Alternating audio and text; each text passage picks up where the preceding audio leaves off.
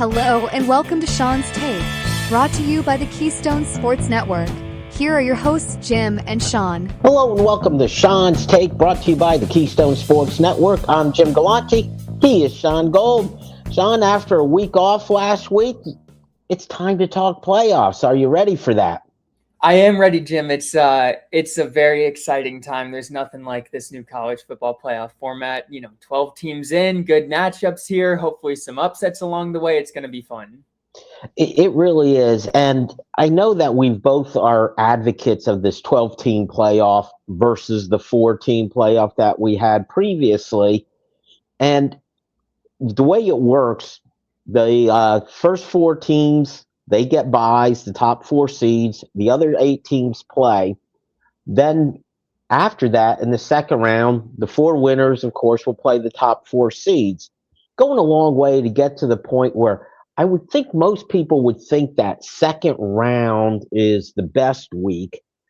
I actually like this first week better because I love the fact that it's on the home field of the higher seeds.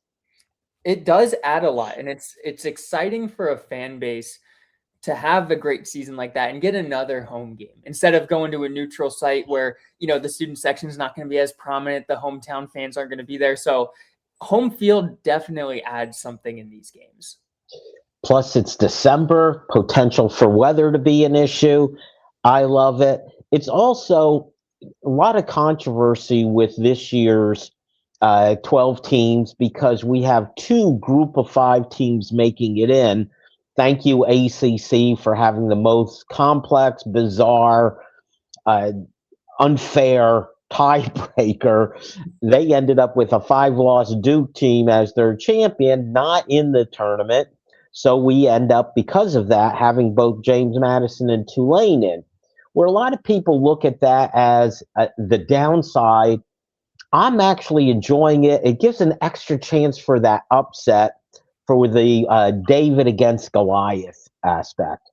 It definitely does. And, I think one thing that you can look at as a disappointment with the playoffs is there are these 2 big spreads. I mean, we have by far the 2 biggest spreads of the weekend come in these 2 games, but there's going to be a year, maybe it's this year, maybe it's next year, that eventually one of these teams is going to pull off an upset in the first round. And they're going to pull off an upset in the second round, and it's all going to be worth it that you let these teams in. So, I am a little bit negative about having these 2 teams in, even though I'm not a Notre Dame fan. I think we know Notre Dame would beat both of those teams and probably beat them pretty handily, but it's not the way the format works, and it does give other schools an opportunity. That's the beauty of March Madness, is you get these schools an opportunity they would have never had, and you get the Cinderella stories. Hopefully we'll start to get some of those in college football here as well. Right. And I don't like to hear the complaining from Notre Dame, even from Duke. Mm-hmm. Duke, they claim, okay, they have more Power 4 wins than James Madison, but they also lost to Tulane, okay? Win those games. Yeah. Beat UConn. Get in there. Notre Dame, join a conference. Schedule better. So I don't want to hear the excuses from those teams. We've got a 12-team tournament that I'm going to enjoy. Let's get started. Let's get to that first game. Let's do James Madison at Oregon, one of those group of 5 teams. James Madison, they are a 21-point underdog going into this one, Shaun. Well, Jim, this is a pretty interesting game because Oregon, 5th best team in the country in terms of rankings. All season long, though, I've kind of felt like they're overvalued. I don't think they're a true national championship contender. I think they're a step below, the Ohio States and the Indianas of the country. However, Oregon is a team similar to Indiana in nature. When they get going, they do not like to stop. They like to absolutely blow teams out when they get that opportunity. And I think this is going to be a game where Dan Lanning especially is going to say, hey, let's show there's a gap between us and James Madison, and let's prove that to the entire country right now. We don't want to go into the second round with a 10-point win. We want to go in with a 40-point win saying, don't disrespect us with an opponent like that. We're coming for everybody in the country. So I'm not a huge Oregon guy this year, but I do think they're going to put together just a massive victory in this one to make a statement. So I like Oregon with the big spread here. Shaun, I understand the 21-point spread. Looking at James Madison, their best wins, Washington State, Troy. Their only big game, Power 4 team, they lost to Louisville 28-14. So I understand the spread, but I look at this Oregon team, and I'm with you in that I haven't been sold on them all season. I haven't seen their signature win. Their biggest wins, Iowa on the road. Kinnick is tough to play at. They just got by that game 18-16 at Penn State. Double overtime it took to beat a 6-6 Penn State team. That I was there for that game. They didn't play. Penn State did not play particularly well, so Oregon escaped that one. I guess the biggest win may have been against USC. They won that one 42-27. They also lost at home to Indiana 30-20. I'm not completely sold on Oregon being a team that could compete for the national championship. I think they win this game, but I'm liking the underdogs this year. I think they have something to prove. I could see James Madison hanging in there. Maybe they lose by 2 touchdowns, maybe by a little bit more. 3 touchdowns is a lot. I'm going to give James Madison the benefit of the doubt here. I think they cover that 21 points. All right. Next up, Shaun, this might be the best matchup of the weekend, and that's Alabama at Oklahoma. This one a rematch. Oklahoma won the earlier game this season. Oklahoma, a 1.5 underdog in this one. Definitely the best matchup of the weekend. And I was going back and forth on what I like in this. We know how good Oklahoma's defense is. We know they beat them head to head, and it's at Oklahoma. That's a big thing here. But Jim, we've talked about it a lot. Bama's been good on the road this year. They have liked to win on the road, and when Bama plays their best, I still think they're an elite team. Kalen DeBoer also has a lot to coach for in this game. I think if he loses this game, Bama fans are going to say, go to Michigan, get out of here because we don't want you anymore. So I think there's a lot riding on this game. And I just think it comes down to if Bama plays their best football, they win this game. And I think they're going to play their best football, Jim. You know, this is the one where I feel like there's still name value to Alabama. Okay. I think a lot of people will vote with their dollars, the reputation of Alabama. You and I talked about it earlier in the season. There were points where we thought Alabama might be the best team, had the best resume in the country after their loss to Florida State. But late in the year, Shaun, there was the loss to Oklahoma. They got essentially blown out by Georgia in the conference championship game. I feel Alabama has come back down to earth.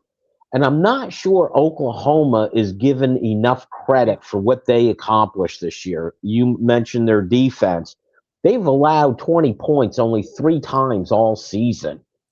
The defense is for real. They beat Alabama previously. They've got this game at home also.